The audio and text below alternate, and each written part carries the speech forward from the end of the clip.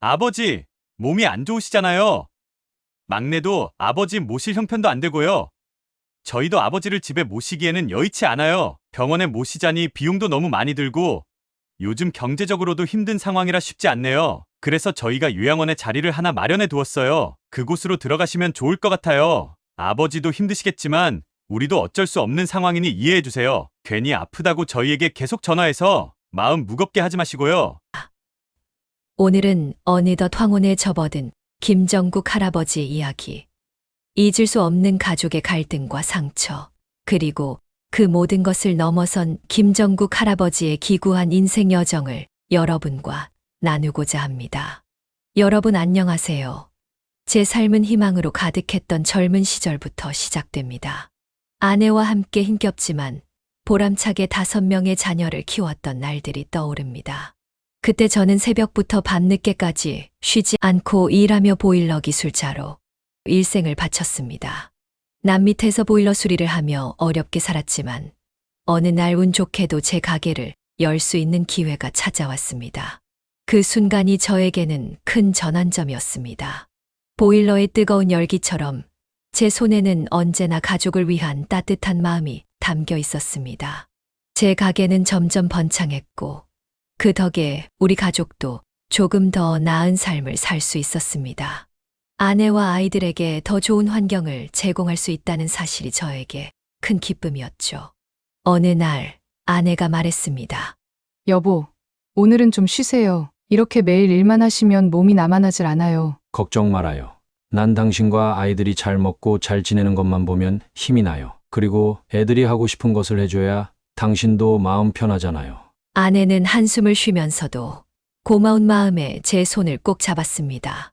아내 역시 가정을 위해 헌신하며 자녀들을 엄하게 키웠습니다.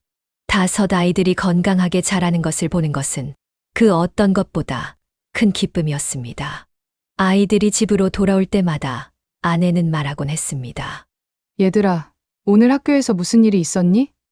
엄마한테 얘기 좀 해줘. 아이들은 저마다의 이야기를 풀어놓으며 웃음을 나누었고 그 모습을 지켜보는 저는 아내와 눈을 마주치며 흐뭇하게 웃었습니다. 저와 아내는 서로 힘이 되어주며 고된 날들을 견뎌냈고 그 힘으로 가정을 지켜왔습니다. 어떤 날은 일이 너무 힘들어서 저녁에 집으로 돌아오면 지친 몸을 방바닥에 털썩 주저앉기도 했습니다. 그럴 때마다 아내가 다가와 말했습니다. 여보, 오늘도 수고 많았어요. 아이들이 아빠와 저녁 먹으려고 기다리고 있어요. 저는 지친 몸을 일으키며 말했습니다. 일어나야지.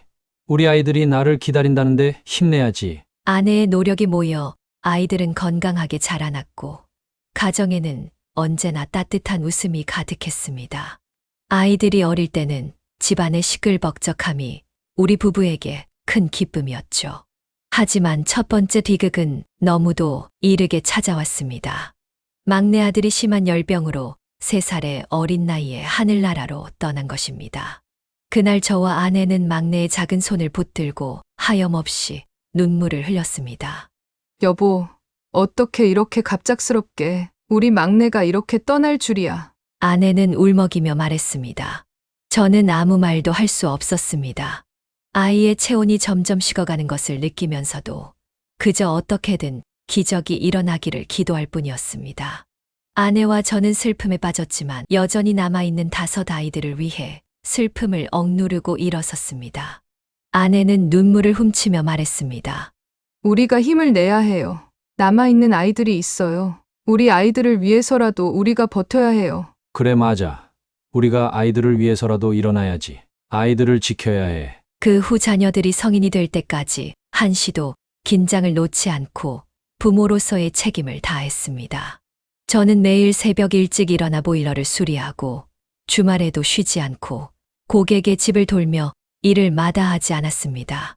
여보, 오늘도 고생 많았어요. 아이들은 다 잠들었어요. 아이들이 잠자는 모습만 봐도 피곤이 싹 가시는 것 같아. 이게 내가 사는 이유인 것 같아. 힘들고 지쳐있는 날이 많았지만 아이들이 자는 모습을 보며 마음의 힘을 얻곤 했습니다. 그렇게 자녀들이 모두 커가며 독립을 선언할 때마다 제 마음은 점점 쓸쓸해졌습니다. 첫째 아들이 서울로 대학을 가고 둘째 고등학교 졸업하고 취업을 했습니다. 큰아들이 서울로 대학에 가면서 저는 그에게 학비와 월세방을 지원해 주었습니다. 그런 이야기를 들은 둘째 딸이 어느 날 저에게 다가와 말했습니다. 아빠, 저도 독립하고 싶어요. 오빠처럼 저도 방 얻어주세요. 저는 딸의 말을 들으며 잠시 망설였습니다. 큰아들에게 지원을 해 주었던 것처럼 딸에게도 독립할 기회를 주고 싶었기 때문이죠. 그러나 아내는 달랐습니다. 여보, 둘째는 여자라 위험할 것 같아요. 조금 더 생각해봐요. 아내는 걱정 가득한 얼굴로 말했습니다.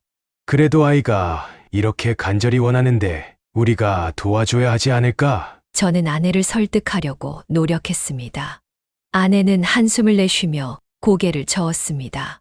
당신 마음은 알겠지만, 그래도 난 아직 마음이 놓이지 않아요. 한번 믿어봐요.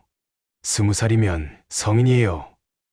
우리 때랑 시절이 달라요, 여보. 하지만 당신이 그렇게 생각한다면, 그래, 한번 믿어보죠. 결국 저는 딸의 부탁을 들어주기로 했습니다.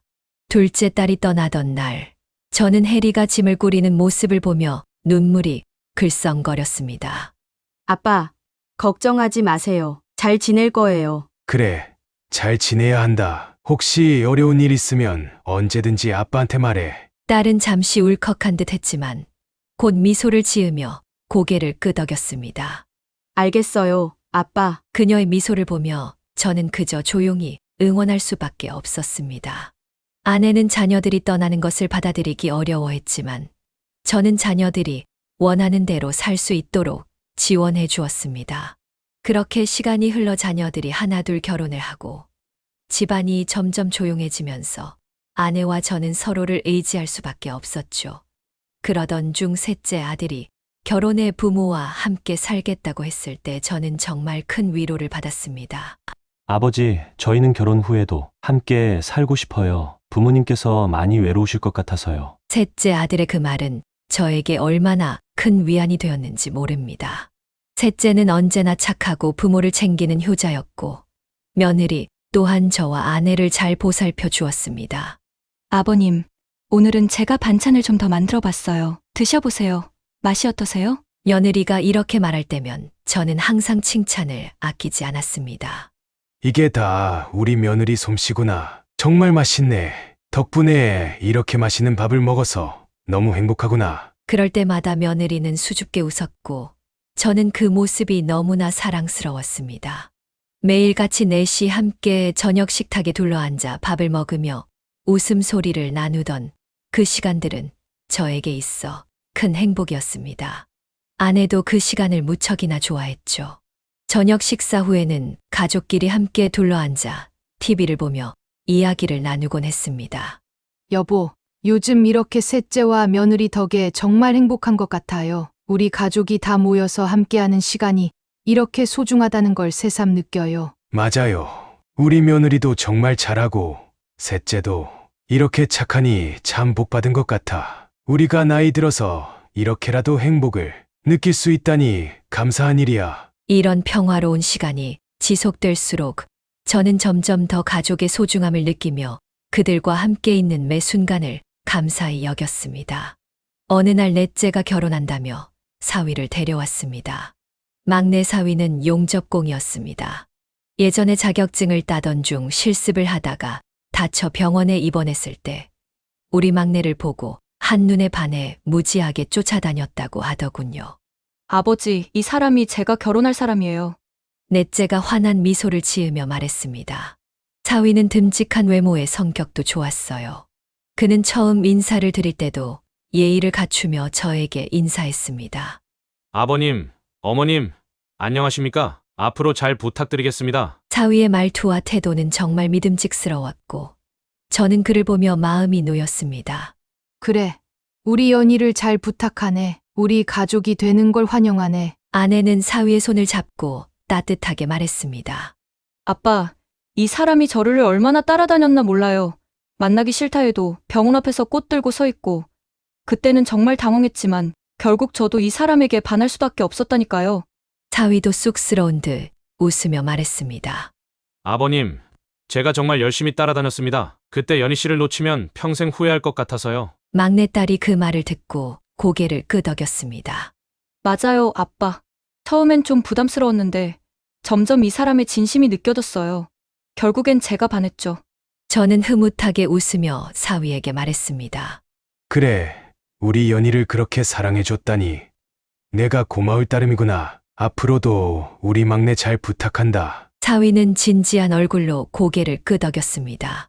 네, 아버님. 저는 평생 우리 연희를 행복하게 해줄 겁니다. 그 약속은 변하지 않을 거예요. 그들의 이야기를 들으며 제 마음은 따뜻해졌습니다. 가족이 늘어가는 것은 언제나 큰 축복이었습니다.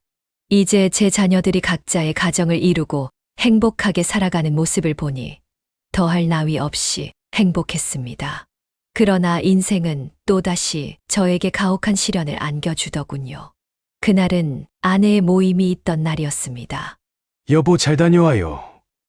내가 오늘 일이 많아서 데려다 주지 못해 미안해요. 아니에요.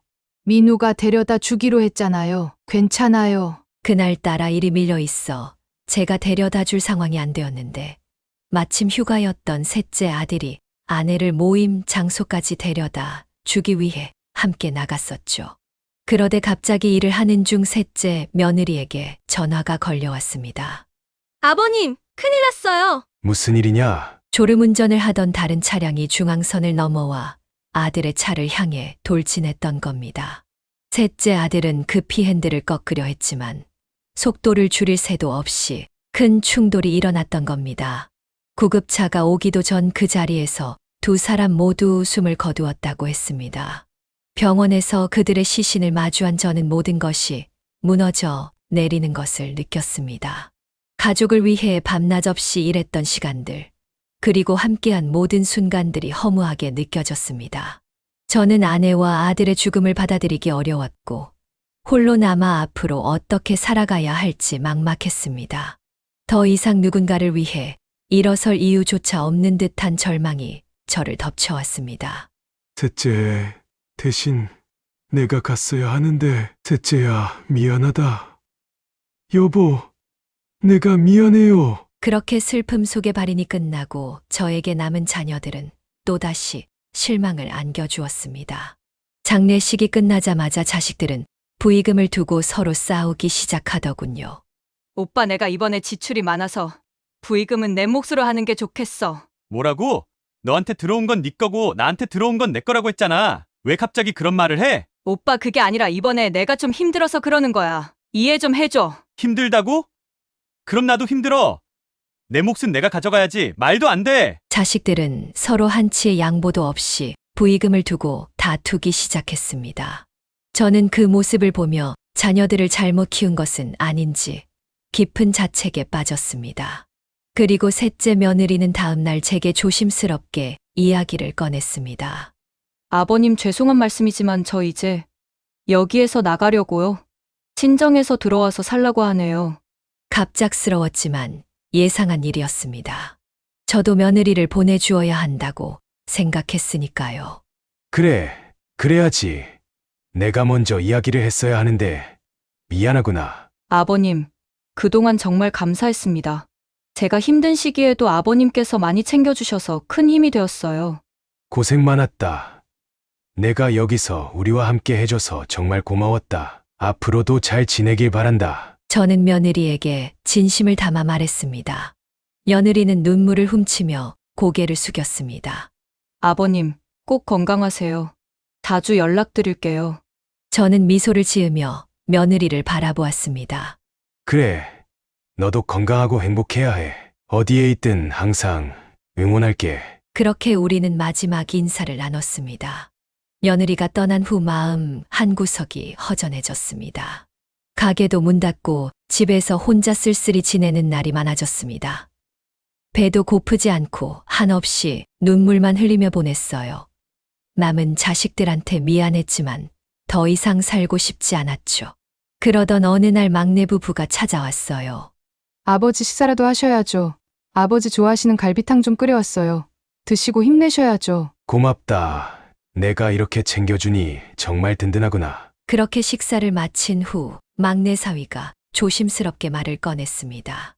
아버님, 혼자 계시는 게 마음에 걸려서요. 저희랑 같이 사시면 어떨까요? 제가 옆에서 잘 모시고 싶어요. 저는 잠시 생각에 잠기다 대답했습니다. 그래, 자네 마음은 고맙다만 난 혼자 있는 게 편하단다. 너희에게 부담을 주고 싶지 않아. 그래도 자네가 이렇게 생각해줘서 정말 고맙구나. 막내 사위는 아쉬운 듯 미소를 지으며 고개를 끄덕였습니다. 알겠습니다, 아버님. 언제든 마음 바뀌시면 꼭 말씀해 주세요. 저희는 언제나 아버님과 함께하고 싶어요. 저는 막내 사위의 말을 들으며 따뜻한 마음에 눈시울이 붉어졌습니다. 그래, 고맙다. 그러던 어느 날 연락도 없이 지내던 큰아들이 갑자기 집에 찾아왔습니다. 그의 표정은 심각했고 저는 무슨 일이 있나 싶어 물었습니다. 아버지, 저 일을 그만뒀어요. 큰아들이 말했습니다. 저는 놀라서 그를 바라보며 물었습니다. 무슨 일이 있었니? 갑자기 왜 일을 그만둔 거야? 큰아들은 잠시 머뭇거리다 대답했습니다. 아버지, 제가 이제 사업을 해보려고요. 그래서 돈이 좀 필요합니다. 투자금을 좀 도와주실 수 있을까요? 저는 순간 말을 잃었습니다. 한동안 연락도 없던 큰아들이 갑자기 찾아와서 돈을 요구하다니 참으로 당혹스러웠습니다. 그러나 아버지로서 자식의 꿈을 막을 수도 없다는 생각에 물었습니다. 사업이라니, 무슨 사업을 하려는 거냐? 준비는 충분히 했니? 위험한 일은 아니니? 큰아들은 자신감 있게 고개를 끄덕였습니다. 네, 아버지, 준비는 다 했어요. 이번에 정말 성공할 자신이 있어요. 그래서 아버지가 도와주시면 큰 힘이 될 거예요. 저는 한숨을 내쉬며 대답했습니다. 내가 하고자 하는 일을 막을 수는 없겠지만 이번이 마지막이라는 걸 알아라. 그리고 정말로 잘 준비하고 해야 한다. 무턱대고 덤벼서는 안 된다. 큰아들은 고개를 끄덕이며 말했습니다. 네, 아버지, 꼭 성공해서 아버지께 보답하겠습니다. 저는 마음이 무거웠지만 결국 큰아들에게 돈을 내주었습니다. 며칠 뒤 둘째가 찾아왔습니다. 아버지, 오빠한테 사업자금 해주셨어요? 왜 오빠한테만 자꾸 돈을 해주세요? 대학 갈 때도 결혼할 때도 벌써 2억을 가져갔잖아요. 그런데 또 돈을 주셨어요? 네 오빠가 이번이 마지막이라며 도와달라고 하길래 어떻게 하냐. 저 자식 먹여 살려야 되는데 도와줘야지. 그럼 저도 이번에 이사해야 하는데 돈 좀 보태주세요. 2천만 원만요. 저는 둘째가 차별한다는 생각이 들지 않게 둘째에게도 돈을 내어주니 수중에 돈이 얼마 남지 않았습니다. 그러나 괜찮았습니다. 아직 제가 예전 같지는 않지만 일을 하고 있으니까요. 그렇게 저는 일을 하며 몇 년을 보냈습니다. 나이가 들으니 이곳저곳 안 아픈 곳이 없었죠. 그러던 중 막내 사위가 일을 하다 사고가 났다는 소식을 듣게 되었습니다. 아버지, 큰일 났어요. 현우 씨가 사고를 당했어요. 막내딸의 목소리는 떨리고 있었습니다. 저는 놀라서 물었습니다. 무슨 사고가 난 거냐? 그게 다친 거니? 막내딸은 울먹이며 대답했습니다. 네, 아버지. 일을 하다가 사고가 나서 다리를 많이 다쳤어요. 수술을 여러 번 했는데 하반신 마비가 올지도 모른대요. 그 말을 듣는 순간 저는 심장이 철렁 내려앉는 것 같았습니다. 어찌할 바를 몰랐고 막내딸의 울음소리에 마음이 무너져 내렸습니다. 너는 괜찮니? 지금 어디에 있니? 아버지가 당장 가마. 저는 무작정 딸을 돕고 싶었습니다. 막내딸은 흐느끼며 말했습니다. 저는 괜찮아요. 아버지, 현우 씨 너무 힘들어해서요. 그 사람을 어떻게 위로해야 할지도 모르겠어요. 저는 침착하려고 노력하며 말했습니다. 걱정 말아라. 우리가 함께 힘을 내야지. 아버지가 언제든 너희를 도울 테니까 사위에게도 힘내라고 전해주고 아버지가 꼭 찾아가겠다고 말해라. 그 후 막내딸은 사위를 돌보며 힘든 나날을 보냈습니다. 혼자 있는 저를 유일하게 찾아와 주던 막내 부부였는데 이제는 오지 못하게 되었어요. 막내 부부가 겪는 고통을 생각할 때마다 저 역시 깊은 슬픔에 빠졌습니다.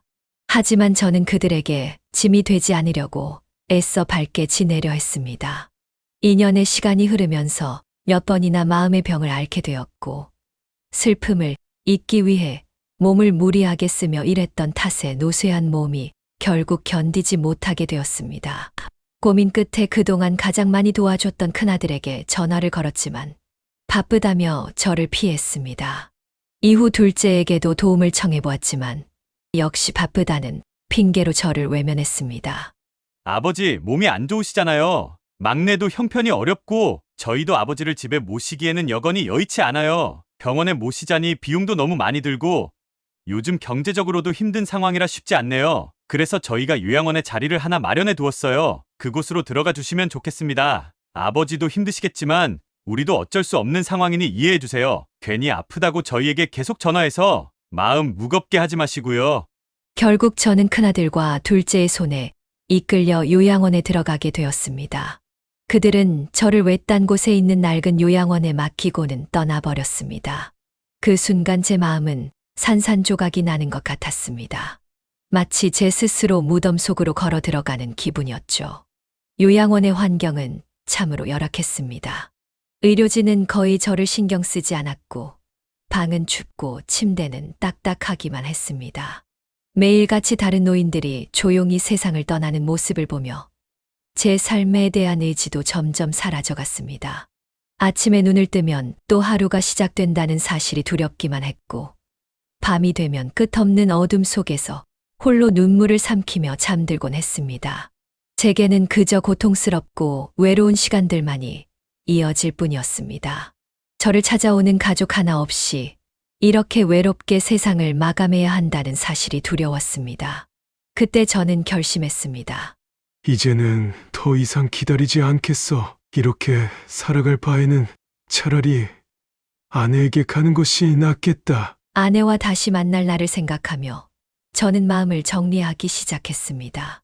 아내와 함께했던 행복한 순간들을 떠올리며 이제는 그곳에서 그녀와 다시 만날 준비를 하기로 다짐했습니다.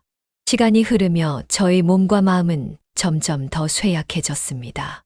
요양원에서의 하루하루는 너무나 길고 힘들었습니다. 간혹 요양원 직원이 와서 간단히 안부를 묻고 가곤 했지만 그것마저도 형식적인 것이었죠. 저는 그렇게 사람들의 무관심 속에 점점 더 깊은 절망에 빠져들었습니다.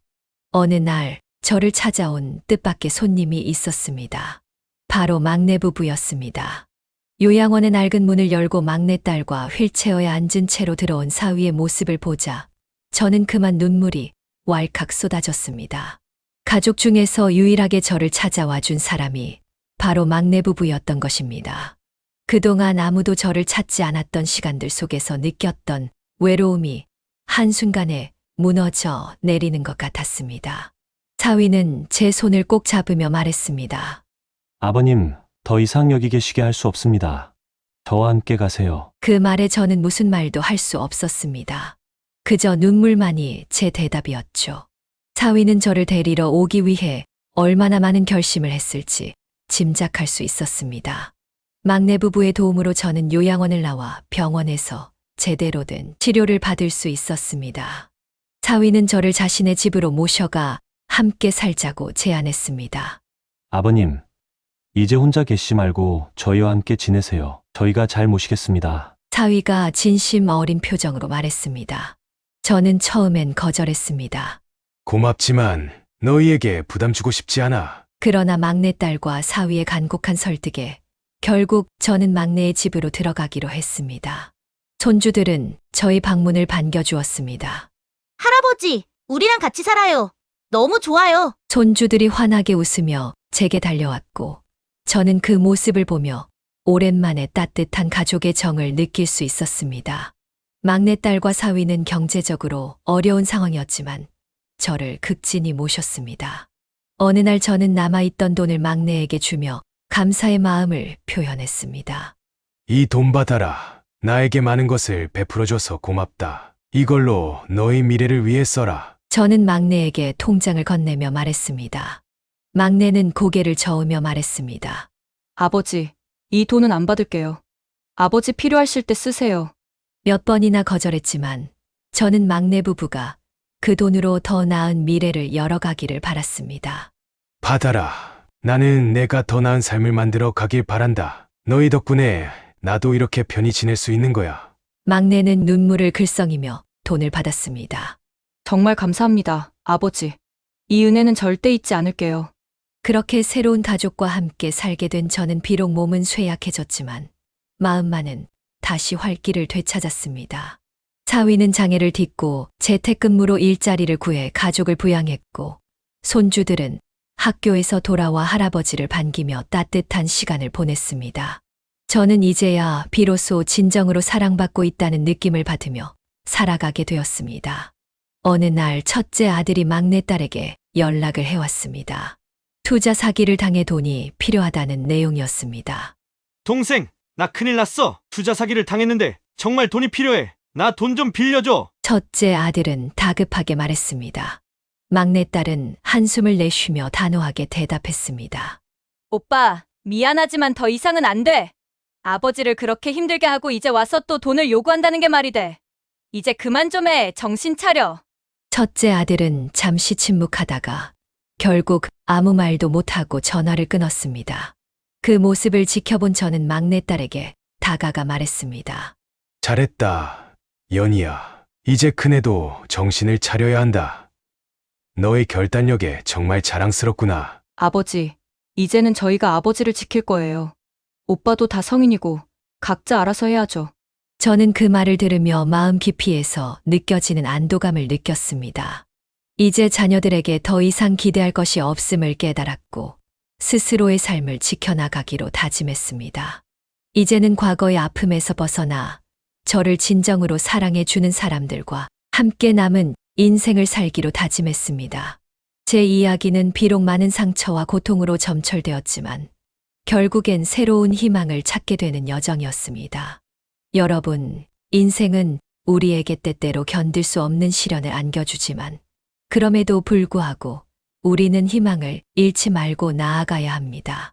저처럼 슬픔 속에서도 다시 일어설 수 있는 용기를 가졌으면 좋겠습니다. 지나간 시간은 되돌릴 수 없지만 오늘을 살아가는 우리에게는 아직 많은 기회가 남아 있습니다. 서로에게 힘이 되어주며 최선을 다해 하루하루를 살아갑시다. 제 이야기를 통해 여러분도 많은 것을 느끼셨기를 바랍니다. 삶이 아무리 힘들고 어려워도 우리 곁에는 언제나 손을 내밀어 줄 누군가가 있을 것입니다. 그 소중한 사람들과 함께 오늘도 힘차게 살아가기를 바랍니다. 긴 이야기를 들어주셔서 감사합니다. 여러분의 생각은 어떠신가요? 함께 댓글로 나누어 보았으면 합니다. 제 이야기가 여러분에게 작은 위로와 용기가 되었기를 바랍니다. 좋아요와 구독, 알림 설정도 잊지 말아주세요. 다음 이야기에서 다시 찾아뵙겠습니다.